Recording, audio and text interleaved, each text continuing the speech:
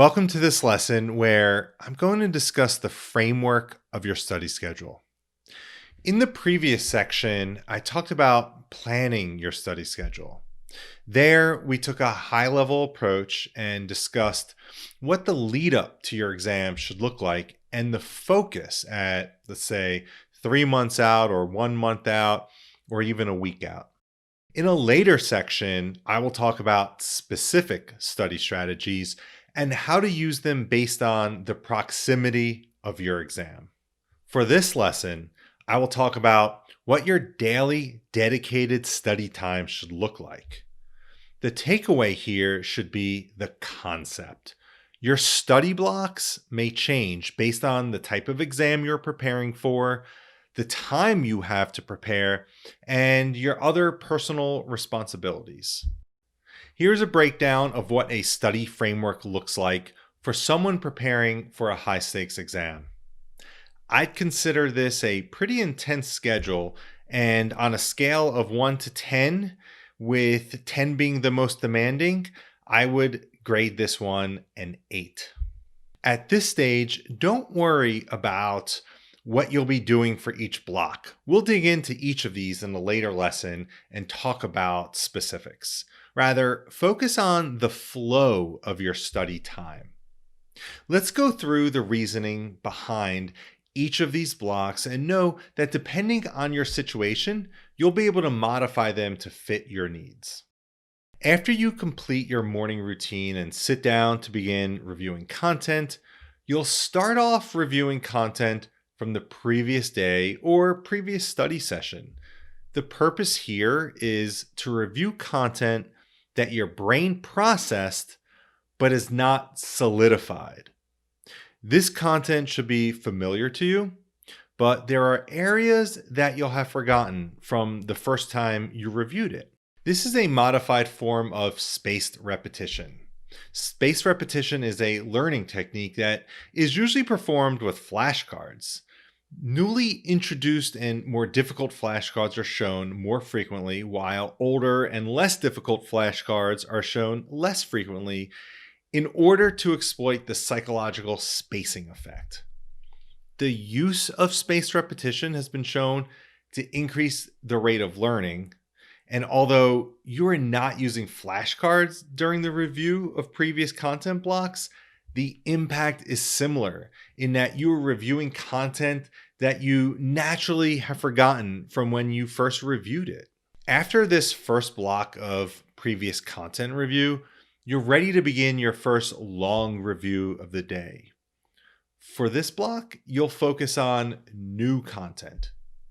Ways to review this content, such as reading, highlighting, note-taking, will be discussed in a subsequent section. Your final morning block before lunch will be to quiz yourself on the previous content and new content. For this, you'll use a Q bank and select questions from the topics you just reviewed and ones from the previous content. Think of this as an 80-20 selection. 80% of the quiz will be on new content and 20% on previous content. So for example, if your quiz is 50 questions, 40 questions will be on new content and 10 questions on previous content. You can take the quiz either in test mode or tutor mode. And if you choose test mode, then once you have completed all of the questions, you'll go back question by question to review the explanation. And if you choose tutor mode, you'll review each explanation as you take each question. And we'll talk in more detail about this process in a subsequent lesson. The purpose of using a Q bank is to capitalize on the testing effect, also known as retrieval practice. Retrieval practice involves recreating something you've learned in the past from your memory and thinking about it now. In other words, a while after you've learned something by reading it in a book, you need to bring it to mind or retrieve it. The word after is really important because you need to forget the information at least a little in order for retrieval practice to be effective. You don't want to just immediately recite what you see in the book, but rather you want to bring the information to mind on your own once it starts to get a little more difficult to remember what you studied. So what happens when you use retrieval practice? This process of retrieving makes the information more retrievable later, which is what your goal is come test day. Compared to simply studying by looking over your notes, by using retrieval practice, you are more likely to remember the information later, and also more likely to be able to use and apply the information in new situations. This is a critical point because the questions the examiners create for your exam are certainly going to be different than the ones you are studying with. So you need to be able to apply your knowledge to different scenarios. Not recognizing this is one of the reasons people feel good going into an exam, but 5 minutes in, they crap their pants because they don't know anything. They suffered from an illusion of knowing, a concept we're going to talk much more about in a subsequent lesson. Moving on, once you return from lunch and exercise, you'll spend the first hour reviewing the previous content again, and now add to it the new content from the morning.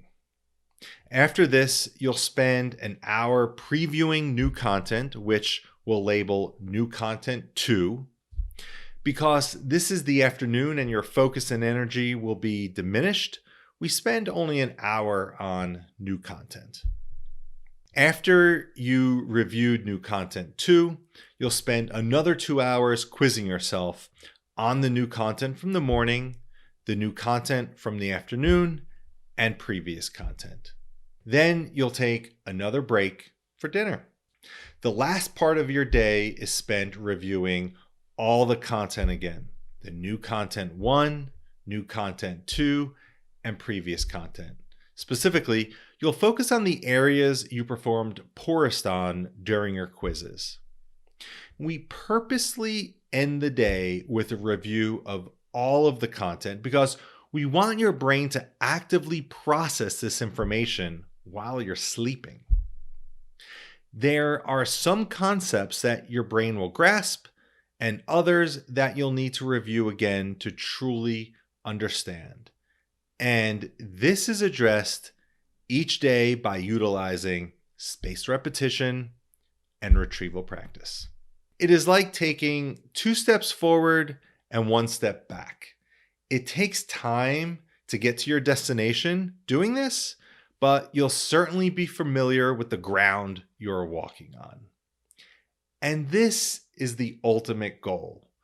You want to avoid the illusion of knowing and develop a true understanding of the content so that come exam day, you can apply it and excel. Attached to this lesson is a PDF of a sample study day. Go ahead and download it and use it as a guide to developing your own block schedule. And I'll see you at the next lesson.